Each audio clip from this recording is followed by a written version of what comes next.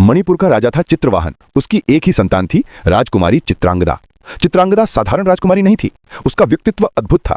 रूप तो मन मोह लेता था, परंतु उसकी आंखों में साहस और शस्त्र विद्या की चमक थी। वो अपने राज्य की रक्षक थी। प्रजा उसे केवल राजकुमारी नहीं बल्कि एक वीरांगना मानती थी। अर्जुन ने जब चित्रांगदा को पहली बार देखा तो उनका हृदय ठहर सा गया। ये केवल सौंदर्य का आकर्षण नहीं था, बल्कि एक योद्धा की आत्मा से दूसरी आत्मा का मिलन था। अर्जुन ने राजा चित्रवाहन से अपनी भावना प्रकट की। राजा ने मुस्कुराकर कहा कि हे कुरुपुत्र, मैं जानता हूं कि आप महाबली अर्जुन हैं। मेरी पुत्री आपके योग्य ही है, परंतु एक शर्त है।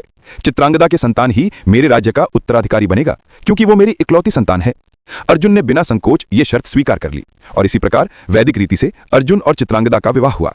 कुछ समय तक अर्जुन ने मणिपुर में रहकर राजकुमारी संग सुखमय जीवन व्यतीत किया। प्रजा अपने नए राजकुमार अर्जुन को देखकर गर्व करती और चित्रांगदा के हृदय में भी एक नई आभा झलकने लगी। कुछ वर्षों बाद उनके जीवन में एक नन्हा मेहमान आया, पुत्र बभ्रुवाहन। राजमहल में उत्सव मनाया गया। राज्यवासियों ने उसे भविष्य का राजा माना। लेकिन समय के साथ अर्जुन का वनवास पूरा होने लगा। धर्म की डगर कठिन होती है और अर्जुन को अपने भाइयों व द्रौपदी के पास लौटना ही था। चित्रांगदा ने हृदय पर पत्थर रखकर पति को विदा किया। उसकी आंखों से आंसू बह रहे थे, परंतु मुख पर वीरांगना की दृढ़ता थी।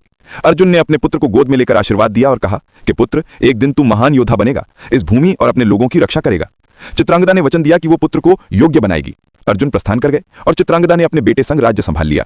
वर्षों बाद जब युधिष्ठिर ने अश्वमेध यज्ञ किया और अर्जुन यज्ञ का अश्व लेकर मणिपुर पहुंचे, तब बभ्रुवाहन ने उन्हें पहचान न पाने के कारण युद्ध में चुनौती दी।